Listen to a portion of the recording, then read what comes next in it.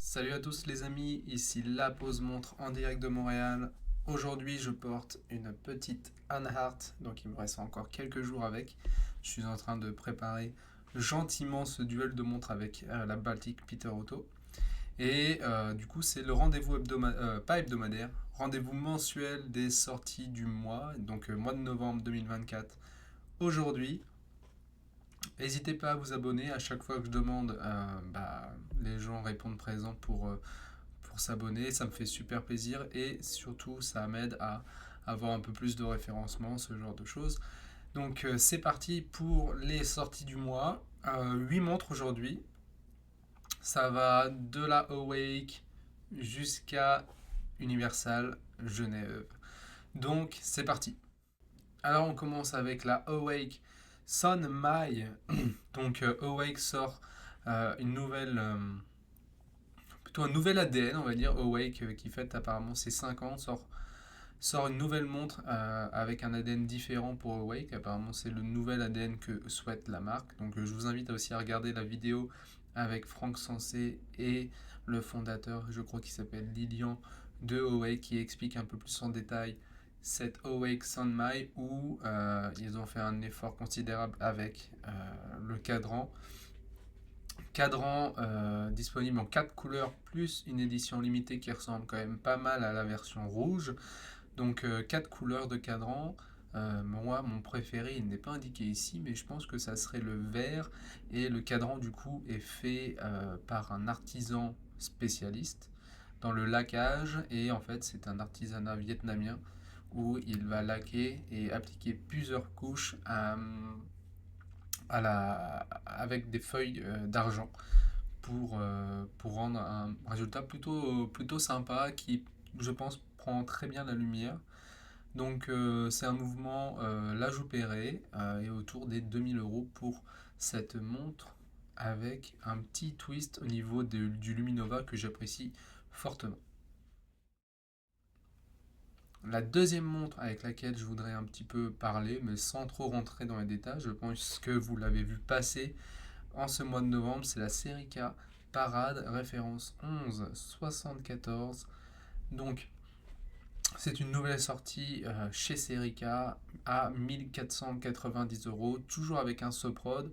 Donc, c'est la montre un peu dress. Je vous invite encore une fois à aller voir le podcast avec Démontrez-vous où ils expliquent un petit peu en détail, même pas mal en détail, leur fond de pensée autour de cette création. Moi, ce que j'en pense, c'est que la première fois que je l'ai vu, est-ce que je reconnais Serica? Pas tant. Mais est-ce que je suis surpris si on me dit c'est une Serica? Pas tant non plus. Ça me surprend pas que ça soit une Serica. Je vois l'effort dans la création de l'objet montre en tant que tel. Serica souvent ne veut pas faire comme les autres.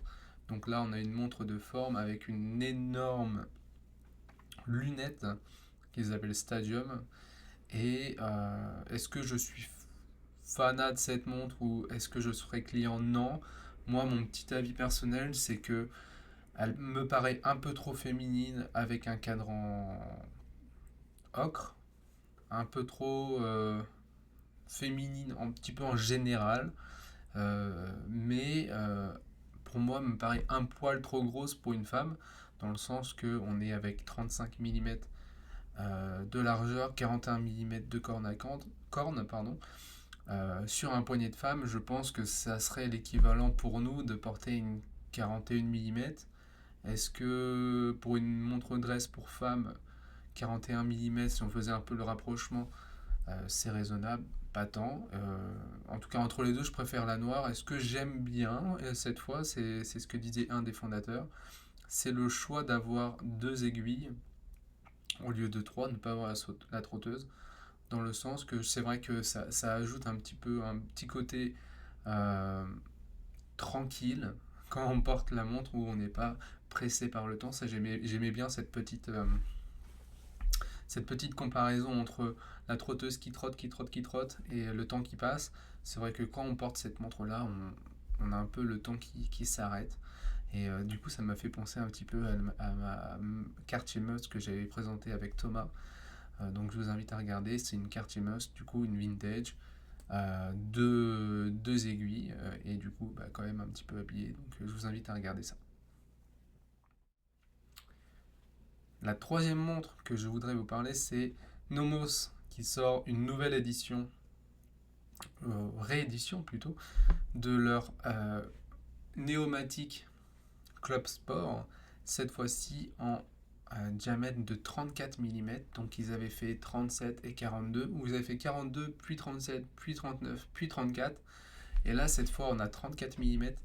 Ils ont sorti 3 cadrans. On est à un tarif au-dessus de 2450 euros, 2480 euros, pardon. Donc 2480, le fond est plein. 2000, et plus, du coup, le fond va être ouvert. Moi, je vous conseille le fond ouvert. Ce que j'en pense, c'est que les couleurs de cadran me tentent pas tant. Et c'est plus un public féminin qui est visé. Encore une fois, 34 mm. Est-ce que c'est petit pour une femme? Pas tant, je trouve. Surtout avec les longues cornes de Nomos. Donc, je trouve qu'ils sont un peu dans un no man's land avec 34 mm. Ça commence à être pour femmes, mais je pense pour femmes, on va être plutôt autour des 32 mm, surtout avec ces cornes-là. Et enfin, la dernière des sorties, c'est cette No Date Omega Seamaster Diver 300 mètres. Donc elle est sortie à peu près en même temps que la série K. Et bah moi, pour moi, c'est un très très gros coup de cœur, surtout avec le cadran gris. Bah, je trouve que le cadran gris avec cette lunette, ça ressort vraiment super bien. Et je suis un peu dans ma petite période plongeuse, donc je me demande quelle plongeuse j'ai envie de m'acheter. Dites-moi en commentaire si vous avez des idées d'ailleurs, parce que je regarde ZRC, je regarde pas tant Omega, ou alors en seconde main, mais celle-ci est vraiment très très jolie, donc peut-être une Omega pour moi dans 2, 3, 4 ans en seconde main, je pense que ça, on peut faire des très bonnes affaires. Là actuellement je suis dans ma période date, et là il n'y a pas de date sur cette Omega Seamaster, ils ont vraiment mentionné le fait qu'il n'y a pas de date, c'est une no date Omega Seamaster. Donc c'était ces quatre petites montres que j'avais envie de parler un petit peu avant de rentrer un petit peu plus en détail.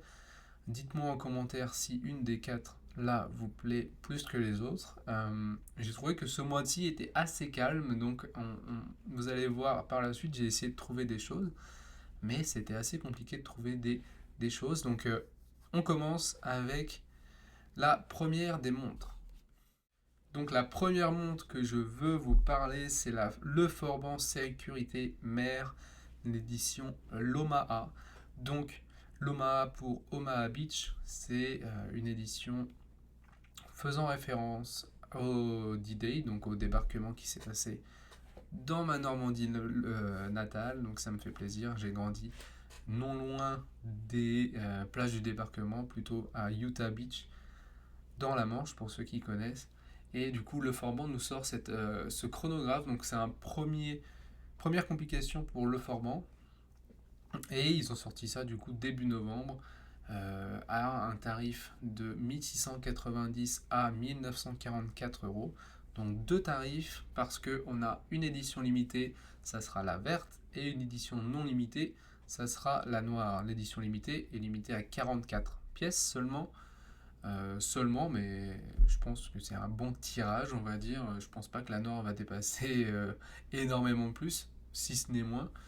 Donc dites-moi d'ailleurs en commentaire, je réfléchis de plus en plus au terme d'édition limitée quand on a 44 pièces et quand on s'appelle le Forban. Je leur souhaite qu'ils vendent énormément de montres, mais je me demande en vrai combien ils en vendent des noirs sur une édition non limitée comme ça, parce qu'ils partagent un marketing autour de l'édition limitée avec la verte. Donc ouais, je me demande des fois les tirages non limités et limités, surtout quand ils sont envoyés en même temps, si c'est vraiment du marketing ou s'ils en vendent beaucoup plus ou en fait c'est à peu près pareil. Bref.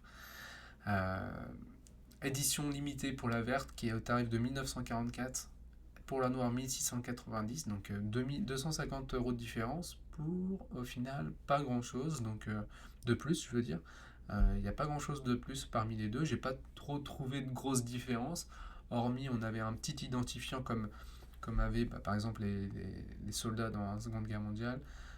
Quand on fait de la recherche de métaux en Normandie, je pense qu'on peut en trouver pas mal, des petites plaques en métal donnant l'identifiant du soldat. Et voilà, il y a ce petit clin d'œil là qui est sympa avec l'édition verte, mais j'ai pas l'impression qu'il y ait beaucoup plus. Donc si le Forban passe par là, je suis ravi s'ils me disent le contraire. Le mouvement, c'est un Seiko NE86, donc c'est un mouvement qui n'est pas trop utilisé. J'ai essayé de regarder d'autres montres possédant ce mouvement-là. Il y a même un thread Reddit indiquant quelle montre possède ce NE86. Donc c'est un chronographe avec une date apparemment. Et en novembre, on a eu Kurono Tokyo. Potentiellement, je vous mettrai des petites images en même temps qui ont sorti aussi en novembre un chronographe avec ce NE86 au tarif de 3500 €. Donc c'est quand même une grosse différence par rapport à Le Forban. Moi j'imagine que les qualités il doit y avoir un peu plus de qualité au niveau de Kurono Tokyo, mais je pense que même si c'est un calibre japonais, ce n'est pas non plus le calibre le moins cher quand on regarde comparé par exemple à une Hanhart avec un mouvement Cellita, potentiellement que le mouvement en fait coûte aussi cher à l'achat pour l'entreprise. Donc voilà, 39 mm, 46 mm de corne à corne, 50 mètres d'étanchéité pour un chronographe, c'est correct, et 2 ans de garantie. Le fond est plein. Et voilà, dites-moi en commentaire déjà si vous êtes normand, si vous aimez bien l'histoire le D-Day en Normandie, c'est vraiment quelque chose qu'on célèbre chaque année. Je me rappelle les petites discussions que j'ai eues à ma grand-mère par rapport du coup à l'occupation, vu qu'elle était très jeune quand on a eu l'occupation allemande entre 40 environ et 44. Alors troisième montre, c'est une montre suisse que je n'ai jamais fait mention sur cette chaîne et qu'on n'entend pas tant sur internet, ou sur le YouTube francophone en tout cas. Je parle de la Formex Essence. Donc Formex Essence, ça existe déjà, mais là on va vous parler de la Formex Essence Agate Bleu. Donc on a un cadran en agate bleu, un fond transparent. Je trouve un boîtier qui est quand même avec différents niveaux de finition, poli, brossé, avec des petits chanfreins. Moi, c'est une petite découverte, cette Formex, que je vois très rarement passer sur les poignets des gens sur Internet ou même sur le YouTube, comme je vous l'ai dit. Et je trouve que c'est une montre qui est très belle, avec des belles proportions. 39 mm, 45 mm de corne à corne, 100 mètres d'étanchéité. Et on a 3 ans de garantie, donc souvent c'est 2, là c'est 3. Un SW200 pour le mouvement, 41 heures de réserve de marche. Et enfin, on a le choix entre le bracelet acier ou pas, 1690 €. Sans le bracelet acier, 1790 € avec le bracelet acier. Le bracelet acier comporte des pompes rapides et je crois aussi des micro-ajustements. En parlant de bracelet acier, ça me fait penser que le Forban ne vient qu'avec un bracelet cuir perforé, très joli, un peu style militaire, j'aime vraiment bien. 100 pièces environ par an pour cette Formex. Je note aussi, parce que j'ai un petit peu discuté avec un des revendeurs de Formex sur Instagram. Donc n'hésitez pas à me suivre sur Instagram et n'hésitez pas à vous abonner. Hop, comme ça je replace un petit abonnement, une demande d'abonnement aujourd'hui. Donc il n'y a que 2 revendeurs en France de Formex. Un des revendeurs d'ailleurs, j'avais parlé un petit peu avec lui il y a quelques semaines, s'appelle Pose, la boutique Pose à Toulouse, et la boutique Okara à Paris qui est assez connue. La boutique Pose, j'ai croisé son nom sur Instagram, ça m'a fait rire, ça ressemblait quand même vraiment vachement au mien. C'était assez marrant d'en discuter entre nous d'où vient son inspiration et d'où vient la mienne. Donc la boutique Pose à Toulouse et la Pose Montre pour moi. Et ils appellent aussi Pose Montre, je crois, sur Instagram. Donc dites-moi ce que vous en pensez de cette Formex. Moi j'aime bien, c'est une très jolie montre. Une très très jolie montre que peu de personnes, je pense, ne portent dans la même ville que vous.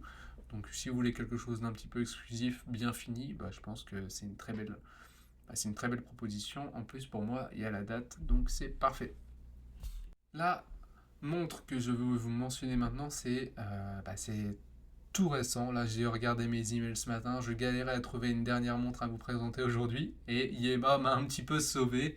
Donc Yema sort deux nouvelles collections manufacture. Donc 7 Wrist Master et une Yema Superman Gilt. Donc là, je vais juste vous mentionner cette Wrist Master qui vient en deux petites collections. Une édition limitée et une édition non limitée. Donc là, on voit des petites photos avec l'édition non limitée.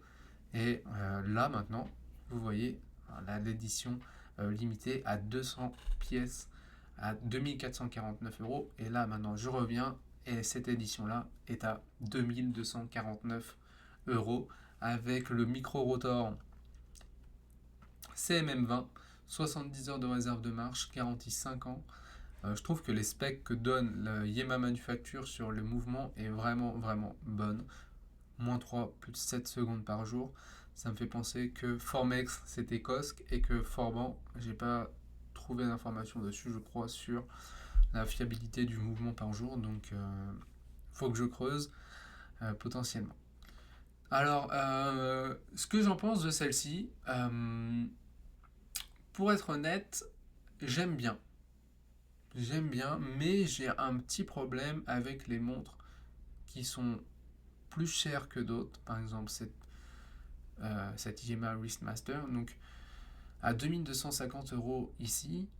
Et on a aussi des Wristmaster de chez Yema avec les mouvements Yema 2000 ou 3000 ou Yema 2000, enfin bref, qu'ils ont lancé récemment aussi.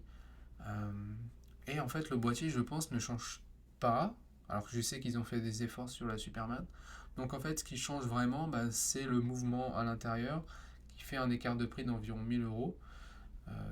Dites-moi si je dis des bêtises, mais c'est à peu près ça, entre une Yema Wristmaster sans le Yema Manufacture et cette Yema là. Je me dis qu'avec ce step en termes de prix, je l'attends un petit peu plus aussi qu'un boîtier identique à une montre bien moins chère. Par contre, je note que la finition Côte de Genève sur ce micro-rotor me plaît beaucoup plus que la finition qu'on avait avant sur la Yema Superman micro-rotor ou sur la Yema Skin Diver que j'avais mentionné dans la vidéo de juin, qui avait été la première vidéo avec laquelle ça avait super marché et que ça m'a donné envie de continuer. Donc Côte de Genève pour celle-ci. On a aussi une autre finition pour la manufacture en édition limitée qui est vraiment très sympa. J'ai vu pas mal de gens en parler sur Facebook souhaitant potentiellement l'acquérir. Donc je pense que c'est une montre qui va trouver son public, 200 exemplaires. Mais ça ne sera pas pour moi. J'ai envie d'acheter une Yema un jour, mais je pense que ça ne sera pas ça tout de suite en tout cas. J'adore la Côte de Genève sur ce micro-rotor qui est vraiment très sympa. Et enfin, pour la dernière des montres, je vais vous mentionner ce trio de Universal Genève, la Paul Router qui revient après tant d'années. Et franchement, c'était une belle surprise de Universal Genève de ressortir cette Paul Router pour le 70e anniversaire du premier vol SAS transpolaire. Donc c'était une compagnie aérienne scandinave qui, au lieu de ne pas passer par le pôle Nord et passer par le pôle Nord pour aller vers les États-Unis, et qui faisait gagner un temps fou d'ailleurs entre un vol transpolaire et un vol non transpolaire. Donc cette pôle router vient avec 3 combinaisons différentes. Elles ne sont pas à la vente d'ailleurs. 3 combinaisons différentes, 35 mm en tout cas pour les 3, 45.4 en log-to-log, 50 mètres d'étanchéité. Ils ont utilisé le micro-rotor d'origine et ça c'est très sympa. Et enfin la montre en or rouge sera mise aux enchères normalement l'an prochain, alors que les deux autres rentreront dans les archives de Universal Genève, donc maintenant qui est possédé par Breitling. Dites-moi en commentaire si une des trois vous plaît. Moi, entre les trois, je pense que ça serait celle en or gris, donc avec ce cadran bleu, et ce bracelet en chêne, donc en chêne, pas en chêne en bois, mais en chêne réalisé par le dernier chaîniste de Suisse, Monsieur Laurent Joliet. Donc c'est aussi un bracelet en or gris, comme le boîtier de cette Universal Paul Router, pardon. Universal Genève Paul Router, pardon. Dites-moi en commentaire si vous aimez une des trois en particulier. C'était tout pour ce mois-ci. Si je devais en retirer qu'une des sorties ce mois-ci, ça serait peut-être la Formex en agate bleue, parce que j'ai eu un petit coup de cœur sur cette sortie-là. Sinon, ça serait la Awake Sunmai. Pourquoi? Ça serait plutôt parce que le Luminova me faisait triper sur la Awake. Et enfin, pour un budget un petit peu plus conséquent, la Omega Seamaster, cadran gris. Mais là, on touche à des sommes qui sont au-delà de mes disponibilités, en tout cas actuellement. Donc, c'était tout pour la pause montre en novembre. Pardon. Décembre arrive avec peut-être pas mal de surprises. N'hésitez pas à vous abonner. C'était la pause montre. Ciao!